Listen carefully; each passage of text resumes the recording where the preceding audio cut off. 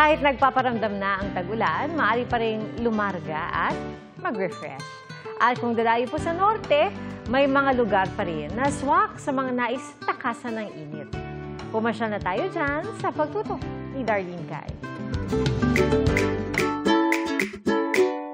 Init na init? Sa Ilocos Norte, you can beat the heat. Sa bayan ng Tingras, perfect pampapresko ang Madongan Dam. Kahit sino mag-e-enjoy magbabad sa mababaw at malinaw na tubig.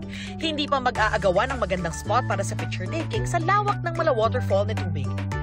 May marirentahan pang mga kubo na perfect para sa food trip pati sa trip lang umidlip. Sa bayan ng Adams, family man of friends, masusulit ang pagtampisaw sa Bola River. Refreshing ang malamig at napakalinis na tubig sa ilog.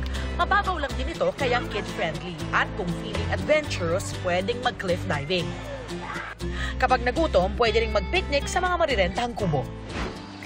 Sa bayan ng Burgos, kahit hindi magpatangay sa agos, refreshing na sa mata ang picture-perfect vista ng West Philippine Sea mula sa pamosong lighthouse o parola sa Cape Bohiador. Nasa tuktok ito ng Borol, pero kung takot sa heights, pwede ring bumaba at tumambay sa rock formation sa tabing dagat. Kahit tirik ang araw, refreshing pa rin dahil mahangin. Pwede pang magtampisaw sa tubig sa pagitan ng naglalakihang mga bato. Kung di naman feel mag-swimming, pwedeng mag-chill lang sa mga kubo. Walang entrance fee pero bawal magkalat ng basura para mapanatili ang kalinisan. O, saan tayo sa susunod na pasyal o food trip? I-share nyo na sa 24 Oras Weekend page ang inyong travel at food adventures. Para sa GMA Integrated News, Darlene Cai, nakatutok 24 Oras.